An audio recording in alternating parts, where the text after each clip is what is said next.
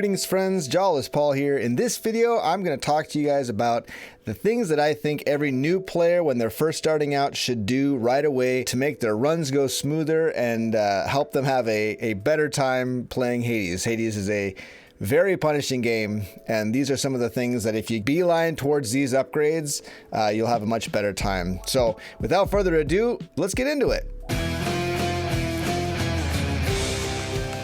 One thing I'd say too is if you are a veteran at the game, this guide is not going to help you very much. This is mostly geared towards someone who's only spent maybe an hour or two playing the game. So keep that in mind. The first thing that I would talk about with new players would be the differences in the different types of room rewards that you can gather in this game. So I like to think of them in two categories. You've got persistent rewards or account rewards, and you've got run specific rewards. So basically any run specific rewards that you earn will be gone the next time you die and restart. Whereas the account rewards, those will persist. So the account rewards are darkness, keys, gems, nectar, blood, diamonds.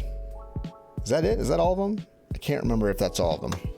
And ambrosia. Ambrosia is the last one. I've often forgotten. It's the worst one. Those rewards will stick with you and they're used for different purposes, but I just want to make sure you know those things are what you should be gathering the most of right at the beginning, and I'll kind of explain some of that as well. But before I do, I wanted to talk a little bit about when you're first starting up the game, when you first start up Hades, and you'll have 4 empty slots, and right underneath the slots will say Hell Mode.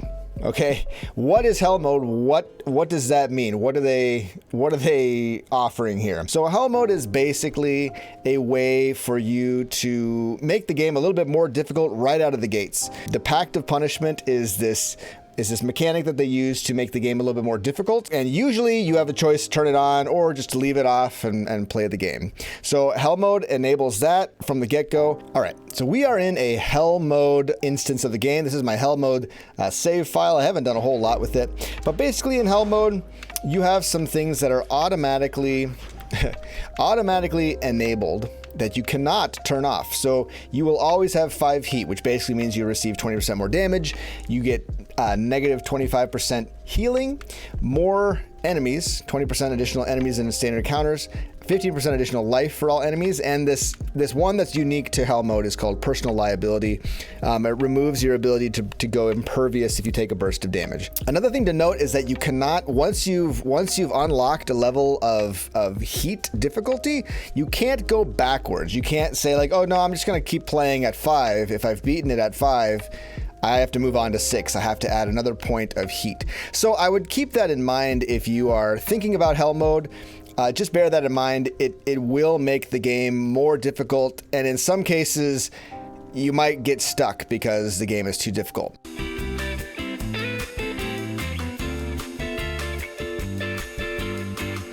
Another important aspect of Hell Mode is that it disables something called God Mode. Okay, so if you're playing Hades and you find it to be incredibly difficult and you think, gosh darn it, I'm not going to be able to progress, I'm so frustrated, you can enable something called God Mode. Basically, you can't enable it in Hell Mode, but on standard games you can switch on God Mode, which will give you a little bit of damage reduction percentages, or a percentage of damage reduction. I can't remember what it starts at, but it just grows more and more as you die. So if you die to a boss and you've died over and over and over again, well, if you have God Mode enabled, your damage reduction will build up over time until eventually you will be able to defeat that boss. I mean, I guess. So God Mode is a way for people who want to progress, but they don't want to take the time to improve their skills and learn the game. So it's an option. Do I recommend it? I don't, and I'm not trying to say that from like a, get on my level sort of deal. That's really not it. I think that, so like a lot of times people will say is like, oh man, I want to get to Hades so I can get through the story, right? Like I want to beat the game so I can see the story. Well, I'll tell you this right now, it's going to be a long time before you get through the entire story. Okay. For one, it's in early access, but for two, as you complete runs, as you fail runs, there are new dialogue options for each of those. And I encourage you to just explore all of the different things that the game has to offer, all of the dialogue. It's a roguelite, right? It's designed to be played over and over again. It's not like you beat the game and you've seen the story. That's not this game at all. So this is a slow burn game. So God mode, in my mind, it only hurts you in the end, because that's just another hurdle you'll have to climb over. So the first thing I'd recommend for new players when they are just starting out in Hades is to focus on just a few key upgrades that will make your life a lot more fun, a lot more interesting, and will make the game easier. The first thing that I recommend getting is 50 darkness for greater reflex. Okay, that lets you dash twice instead of once. It's huge. This is amazing. You've got to focus on getting greater reflex, and to get at least one Death Defiance. The first Death Defiance costs 30, and after that, I think it costs like 500. It's expensive, right? But if you can get those two at the very start of the game, that is going to make a huge difference for the rest of the games that you play. There's a lot to explore with the mirror. I haven't even unlocked everything on the mirror. I've got 2 more levels of Fated Authority that I have to get, and holy moly, it takes a long time to get it all. So like I said, it's a slow burn game, but those two will make your life way better. So that's the first thing I recommend people go for. Get that level of darkness, 80 darkness, and you'll have your double dash and a single Death Defiance. So the next thing that I recommend that people start going for is to find a nectar bottle. Your nectar bottles, basically, you give those to characters in the game, and they award you, or in return for the nectar that you gave them, they give you their keepsake. Now, these keepsakes are incredibly powerful. Some of them anyway, are very powerful, very valuable. And so I'd say getting your first one and leveling it up to 3 stars, that is going to make your runs a lot stronger too. The ones that I would recommend over the others would be maybe Chthonic Coin Purse to give you that 150 gold. Maybe one of these gods. So when you see a god in the world, you can gift them nectar, and then they give you their keepsake. Aphrodite is a great one because her curse, any attack that she does, curses enemies with weakness, which makes them do 30% less damage. It's kind of like a little god mode. Do you see what I'm saying? It allows that damage reduction to go into effect. And then she's got other abilities that boost your health and your damage reduction in other ways too. So Aphrodite is a great one. Athena's a great one. She can return Death Defiances to you. Another one that is good, I'd say, is Skelly. Okay, the Lucky Tooth. It basically gives you a second Death Defiance. So you have your first Death Defiance, and then you got Lucky Tooth, which is a one-time revival. It doesn't last. So once you've used it, you're done. You can't grab it again. So that's something to think about. But just get one. Think about who you want to give it to. Hold on to your nectar bottle, and then give it to them as soon as. Well, I think it's the second time you see him. You can't give it to them the first time you see the god anyway. But the other ones that you gift are anytime you die and you go into the House of Hades, they're standing around and you can gift them a nectar bottle. There's Achilles, there's Hypnos, there's Cerberus. Don't give one to Hades. He doesn't give you much. I don't think he gives you anything, actually. Nyx gives you something. She gives you something. That's Dusa. I blanked for a sec. Anyway, that's Dusa. So after getting your darkness upgrade, I recommend getting Nectar. And the next thing that I'd work on when you're just starting out is collecting some keys. So to unlock all of these starting weapons, you need 8 keys total. All right, so that's 8 to unlock the shield, the spear, and the bow. You start off with the sword for free. You're going to be learning how to use each of these weapons, and that's a very valuable thing. That experience is very valuable.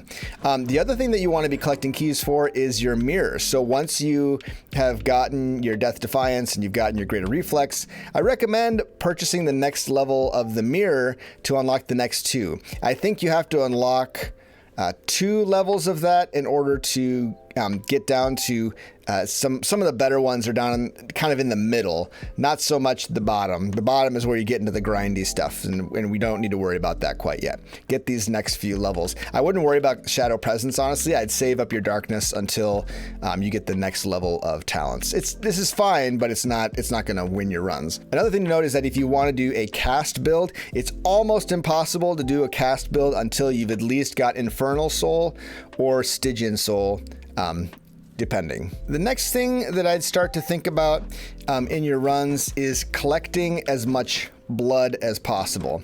And let me switch over to my other account real quick. So in order to get blood, you have to beat bosses. In particular, you have to beat the Fury Sisters. One of the Fury Sisters will fight you, or you have to beat Hades himself. Okay, so that's the first boss of a run and the last boss of a run. But the catch is this. The game kind of runs on a bounty system. So if you are trying to farm blood, well, you have to get the correct heat amount for the specific weapon. So each weapon will have a different level of blood that it's currently at. So for instance, the adamant rail for me is at 16. So in order to get blood or bounties, I'll need to raise that up somehow. It could be with jury summons and convenience fees. So I need to get it to 19 heat before I will get a bounty. You see there's question marks there for Tartarus, Asphodel, Elysium, Styx. They're always the same rewards for each of the different areas. Once you get out of Tartarus, beat that boss, you get a blood. Out of Asphodel, you get a diamond. Out of Elysium, you get ambrosia. And when you beat Hades out of Styx, you get more blood. All right. But here's the thing. If you start a run, let's see, maybe I haven't beaten with the sword. Okay, perfect. So if you've started a run and say on this run, I got through Tartarus, yeah, there's a check mark by the blood. I got through Asphodel, there's a check mark by the diamond. I got through Elysium, there's a check mark by the ambrosia bottle, but there's still a question mark by Styx. Guess what? I can't get that Tartarus blood at this heat level again. And in fact, I can't even get it if I raise my blood level to 20. It's still locked in. So what's going to happen then is when I beat the Tartarus boss, I will get darkness instead, which is fine. You want darkness. It's a nice tidy sum of darkness for that matter. But you are not going to earn that blood that way. So it's not like you can farm that first boss over and over and over again to get more blood. That's not the way it works. You have to go through the entire run. So together, each of the weapons has their own specific level of heat that they're at and number of bounties that you can earn. So like for instance, I can't get any more bounties with the spear or the shield. I've maxed those two out, but believe me, you have plenty. You'll have plenty by the end. By the end of the game, you'll have plenty of blood. I've got a surplus of blood, 48, and that's after unlocking all of the weapon aspects. So that brings me to my next point. Why do you want blood? Well, you want blood because each of these weapons, if I equip it, I can then reveal the weapon aspects. It costs a certain amount of blood to unlock each of these different aspects and then level them up, right? They've got 5 different levels for each of them, and it improves whatever stat it's buffing. Okay, so that's why you want blood. And let me tell you, some of these weapon aspects are ridiculous, and you should absolutely beeline for them. It'll make your runs a lot stronger as well. That's one of the best ways to get strength as well after you've gotten your keys unlocked and your darkness leveled up and gotten some of these upgrades. The next thing I'm going to mention is this house contractor here. This is another way to make your runs a little bit stronger or better, is if you unlock some of the things especially under the work orders tab. There's like tabs and all of these. Most of these are cosmetic, to be honest with you. There's nothing really special about buying them. They just improve the way the game looks, and that's cool too. But what you want to be unlocking for sure is you want the Rod of Fishing for 1 diamond, so you have to beat the Hydra, the Tartarus, or the Asphodel boss to get a Rod of Fishing. You want to get all of the fountains, all of the urns, and all of the troves improved or upgraded so that they show up everywhere. The interregion collection, that's an important one to buy.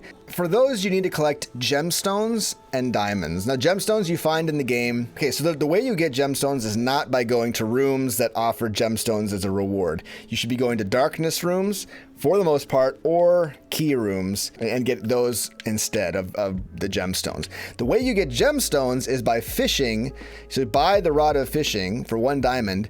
Fish in Tartarus. Fish for everything in Tartarus. Actually, you should just fish for everything in all of the areas. If you see a fishing spot, if you hear the little bell ring after you've cleared a room, there's a fishing spot. You should go fish absolutely right away, because a lot of them turn in for a lot of gems. And then some of them give, the ones in Asphodel give keys, and the ones in Elysium give nectar bottles. So I wouldn't worry about the upgrading the brilliant gemstones or the faded keys. I would try to get pitch black darkness right away. The reason why you don't get faded keys is because you don't get the faded authority rerolls until you've unlocked faded authority in the mirror. And let me tell you, it takes you a long time and a lot of keys before you get that bottom. It's at that bottom level of upgrades for the mirror. It's going to take you a long time to get there, so it's not really something that you're going to be worried about at the very beginning. But the darkness, if you get this upgrade, now every time you get darkness, you'll get 5 more max health. And you can just imagine how good that is. It's very, very good. You should absolutely upgrade your pitch black darkness. So the first things I would get would be rod of fishing, pitch black darkness, all of the urns, fountains, and troves. The interregion collection. This is what allows you to change out your keepsake between floors. Very, very important to get that as soon as you can. The faded list of minor prophecies, that's kind of nice. That's a good way to get, you can get some more blood, you can get some more ambrosia and diamonds through the faded list of minor prophecies, lets you unlock certain things. Oh, and nectar is great too. So if you upgrade the nectar bottles, they will level up a random boon that you've picked up. Just like a palm would, except you don't get to choose.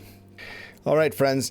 That's my list of what are some of the things that you're supposed to be unlocking right away. I would say this too, the best way to get better at the game is just by playing over and over and over again.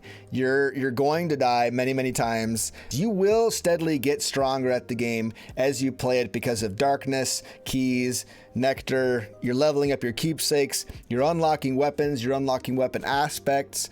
You're fishing. You're unlocking things in the house contractor.